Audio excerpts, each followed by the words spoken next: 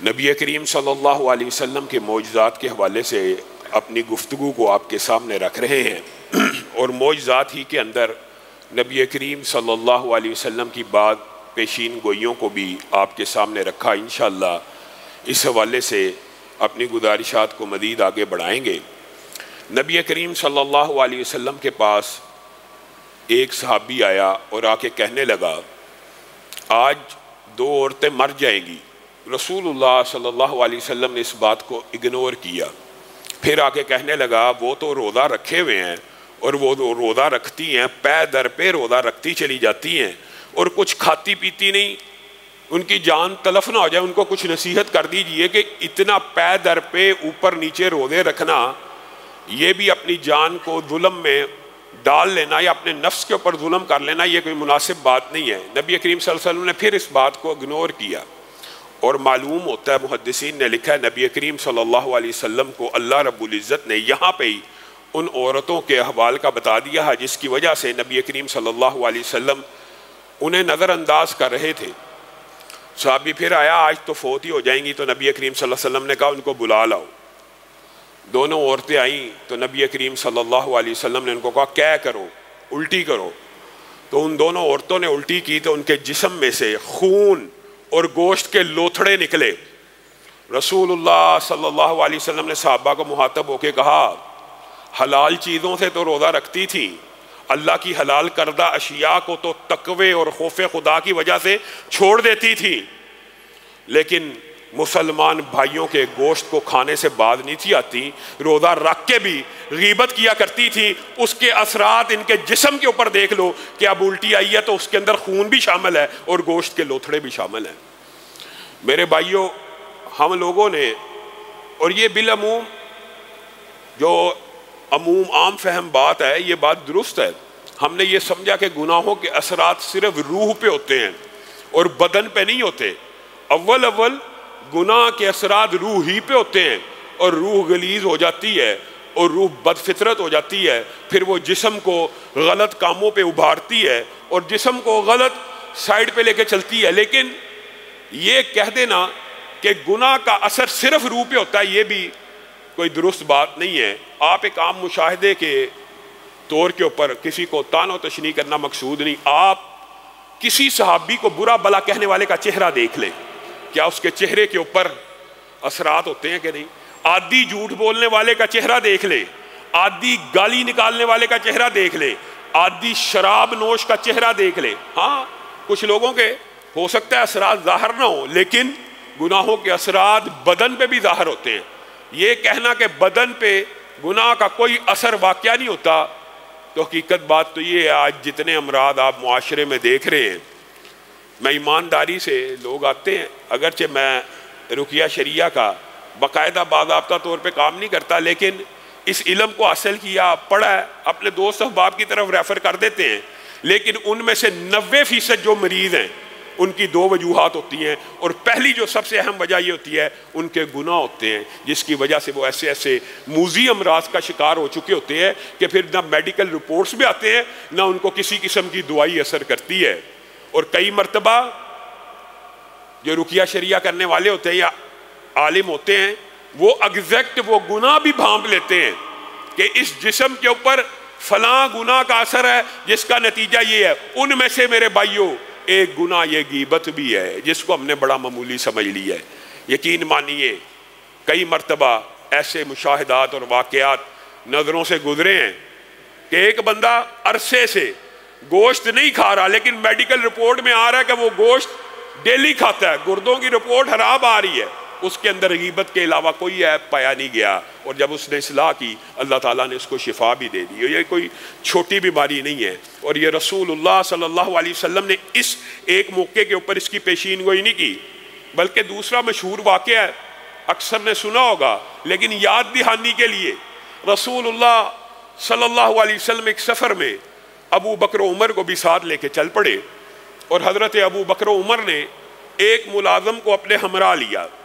اور اس ملازم کو ہمراہ لینے کا مقصد یہ تھا کہ جب ہم سفر میں رک جائیں گے، جب ہم سفر میں کہیں پہ ٹھہریں گے، سستائیں گے، کہیں پہ ریسٹ کریں گے، تو یہ ملازم ہمارے لیے کھانا پکائے گا، ہماری خدمت کرے گا۔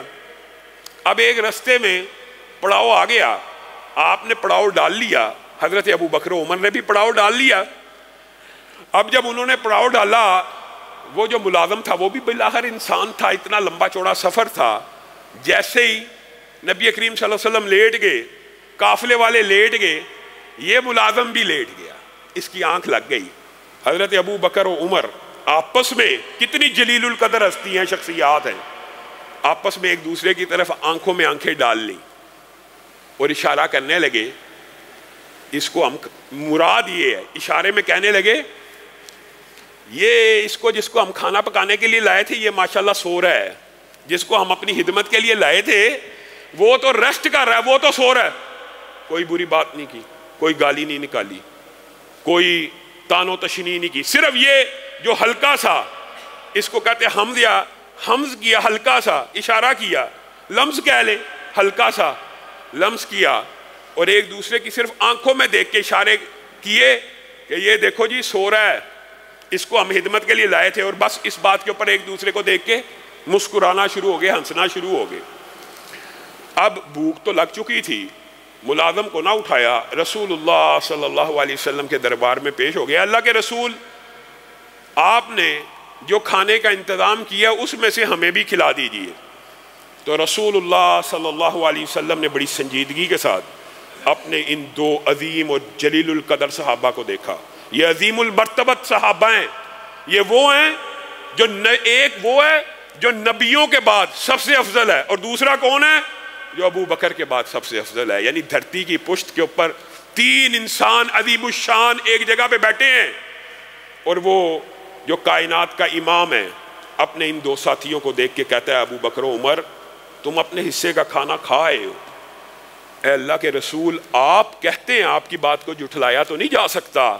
آپ نے کہہ دیا، لیکن واللہ ہم نے ابھی تک کچھ نہیں کھایا۔ تم اپنے حصے کا کھانا کھائے ہو، ہم نے ابھی تک کچھ نہیں کھایا۔ تم نے اس ملازم کی آپس میں کننکھیوں میں غیبت نہیں تھی کی، تم نے اپنے مردہ بھائی کا گوشت کھا لیا، تم نے اپنے حصے کا کھانا کھا لیا۔ ہم نے اس گناہ کو کیا سمجھا؟ کچھ بھی نہیں سمجھا، اور ہم یہ سمجھتے ہیں کوئی عیب کسی کے اندر موجود ہو تو وہ غیبت نہیں ہے۔ اور میرے بھائیو، غیبت صرف موجود عیب کا نام ہے، موجود عیب کا نام ہے، اور اگر وہ عیب موجود ہی نہ ہو تو اس کو کیا کہتے ہیں؟ الزام یا بہتان۔ عیب موجود ہو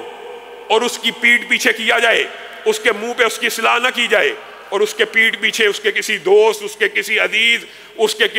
کسی بھی حوالے سے رشتہ دار عزیز و اقارب کو پکڑ کے اس کا وہ عیب بیان کرنا جو اس میں موجود ہے، موجود ہے، وہی غیبت ہے۔ وہ عیب بیان کرنے کی اجازت محدثین نے جن دو مقامات پہ عمومی طور پہ دی ہے وہ بھی سمجھ آ جانا چاہیے، بات آئی ہے ضمنی طور پہ تو اس کی بھی وضاحت ہو جائے۔ ایک، اگر اس آدمی کا کہیں رشتہ ہو رہا ہے اور آپ کو اس کے عیب کا پتہ ہے، اور رشتہ کرنے والے کو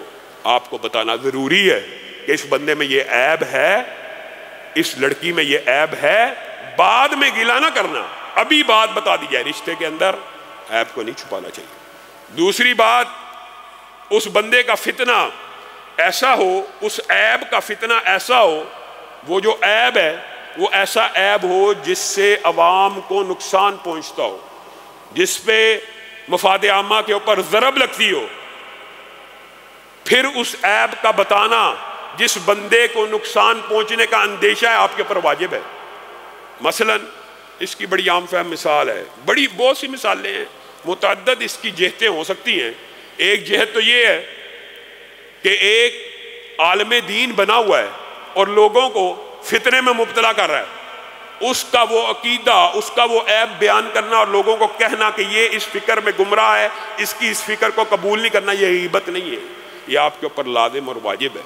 دوسرا ایک عام فہم مثال دے کے بات کو آگے بڑھائیں گے۔ ایک بندہ